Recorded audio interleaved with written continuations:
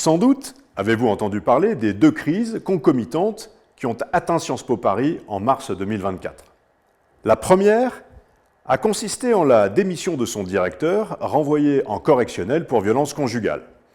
Et dans la même séquence de temps, une autre crise a surgi, née de la polémique provoquée par l'occupation sauvage du principal amphithéâtre de l'Institut par des militants défendant la cause palestinienne, s'opposant à l'intervention militaire israélienne à Gaza, lesquels militants sont accusés d'avoir empêché des étudiants juifs d'accéder à cette réunion. Des propos antisémites auraient même pu être tenus, une enquête est en cours. Cette double crise fait suite à une succession d'autres crises ayant touché Sciences Po Paris depuis 25 ans. L'établissement d'excellence se retrouve dans cette situation paradoxale. Sa réputation est atteinte, au moins en France, auprès de bien de ses parties prenantes, l'État, les décideurs publics et privés, certaines élites politiques, une partie de son corps professoral et de certains médias, tandis que son classement dans les baromètres internationaux des meilleures universités au monde n'a jamais été aussi élevé. D'où mes interrogations que je partage avec vous. Quel impact ces crises peuvent-elles avoir sur la réputation de Sciences Po ? Est-ce que la réputation d'une marque, d'une entreprise ou d'une institution serait de moins en moins sujette aux aléas des crises qui jalonnent son existence ? Concernant la gestion de la communication des crises de mars par Sciences Po, je dirais que le job a été fait, et plutôt bien fait. Les deux crises ont été intenses, mais contenues et limitées dans le temps. Hyper médiatisées pendant 2 jours, l'actualité de Sciences Po a laissé place à d'autres actualités nationales et internationales plus brûlantes, plus essentielles, reléguant les affaires de Sciences Po à la forme d'oubli propre à la mémoire immédiate. Plusieurs facteurs peuvent l'expliquer. Le cycle médiatique de l'immédiateté, selon lequel une actu chasse l'autre, c'est essentiel d'en tenir compte dans la gestion d'une crise. Des circonstances ont été favorables. Le calendrier des recrutements d'une nouvelle génération d'étudiants au cours du printemps a obligé tout le monde à se remettre en ordre de marche et a permis à Sciences Po de s'extraire de la crise. Enfin, et surtout, le process de résolution de la double crise a été plutôt bien réalisé par Sciences Po, avec de la réactivité, avant que cela ne s'emballe de trop, et la parole plutôt que le silence. Des communiqués de presse ont été émis le plus rapidement possible. Les messages n'ont certes pas levé toutes les ambiguïtés et répondu à toutes les interrogations, mais ces éléments de réponse ont permis d'occuper le terrain, d'atténuer les convulsions. Des messages complémentaires ultérieurs ont enfin renforcé le sentiment de maîtrise de la situation. Toutefois, une difficulté s'est présentée et a affaibli cette communication de crise. Tandis que les médias se focalisaient sur un possible antisémitisme militant à Sciences Po, la démission de son président pour des affaires personnelles ont privé l'institution d'une gestion de crise encore plus efficace grâce à son incarnation par une direction forte et sûre de ses valeurs comme de son projet.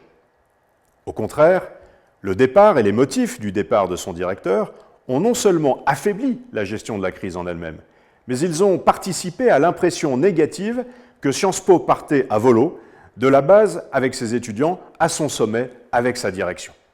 Et les médias, comme certains leaders politiques, de propager au sein de l'opinion publique cette petite musique selon laquelle Sciences Po, historiquement née au lendemain de la chute du Second Empire, pour recruter, former des élites aux principes, aux valeurs et aux vertus républicaines, ne remplirait plus tout à fait ce rôle de nos jours. Dès lors, difficile de nier que, bien que rapidement sortie de la tempête, la marque Sciences Po a sacrément été secouée, en France au moins.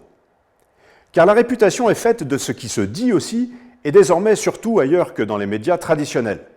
Or, des étudiants se sont exprimés sur les réseaux sociaux, les forums publics, pour relater des tranches de vie à l'école faisant émerger des suspicions de dérive. Des enseignants surtout, et de très nombreux anciens étudiants, ont eux aussi pris la parole pour s'interroger sur la pertinence de certains enseignements teintés de supposé wokisme. Cela est autrement plus dommageable pour la réputation de l'école. Ces personnes qui s'expriment bénéficient ès-qualité d'une autorité de compétence et de connaissance pour les uns et pour les autres d'une autorité de fonction. Ils sont des recruteurs potentiels des étudiants bientôt diplômés. En outre, comme bien d'autres crises, celle-ci pourrait connaître des répliques en septembre prochain. À cette date, en effet, le conseil d'administration de l'école désignera une nouvelle direction. Le Premier ministre s'en est déjà mêlé, des personnalités politiques, médiatiques circulent déjà dans la presse pour diriger l'école. Avec de telles perspectives, la crise ne pourra que ressurgir au grand jour. Elle ne sera pas résolue dans le catimini de l'entre-soi. Il y a peu, mon confrère Xavier Brunswick, qui fut un temps directeur de la communication de Sciences Po, a posé cette question. Une marque, comme cette école, peut-elle voir son image se dégrader tout en restant désirable? Sans ambiguïté, je lui réponds oui. Sciences Po a vu sa réputation atteinte. Elle est apparue et elle est désormais perçue par une partie significative de l'opinion comme l'école d'une certaine gauche radicale ou comme l'école d'une élite qui ne serait plus ni représentative ni connectée aux réalités vécues par ses contemporains. L'établissement ne serait plus non plus celui qu'il fut longtemps, à savoir une école ou des formations d'excellence délivrées par des enseignants de très haut niveau, élevaient les consciences et nourrissaient l'apprentissage et l'exercice serein du débat politique, toujours très engagé entre les étudiants à Sciences Po. Mais d'autres règles prévalaient, celles-là même qui faisaient effectivement de Sciences Po une antichambre d'une république démocratique vivante, traversée par des dissensus avérés mais assumés et pouvant coexister, au nom du positivisme appliqué aux sciences humaines, comme du pluralisme laïque, au cœur du projet de l'école, se confondant avec le projet républicain lui-même.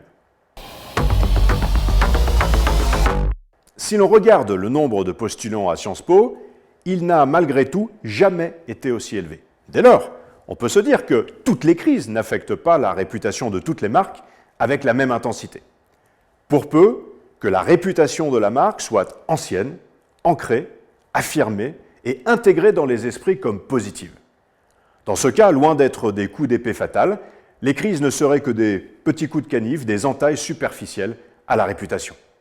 Mais ne peut-on pas tirer une autre conclusion en se posant les questions suivantes? Que viennent chercher ces étudiants prometteurs? Veulent-ils apprendre auprès des meilleurs enseignants? Veulent-ils affûter leur esprit critique, élargir leur ouverture d'esprit? Viennent-ils se convertir au culte du service public, ce pourquoi cette école a été fondée? Non.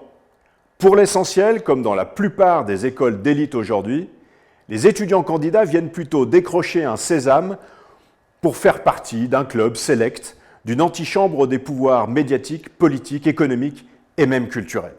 Il s'agit moins pour eux de devenir et de bâtir que d'intégrer et d'appartenir.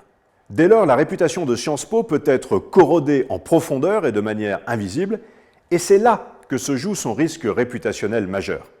Il suffit d'interroger des lycéens français de très bon niveau qui, de plus en plus, se détournent de cet établissement au profit d'autres formations d'excellence en France et à l'étranger.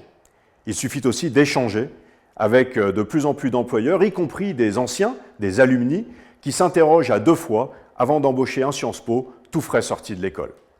C'est peut-être en cela que les crises atteignent les réputations.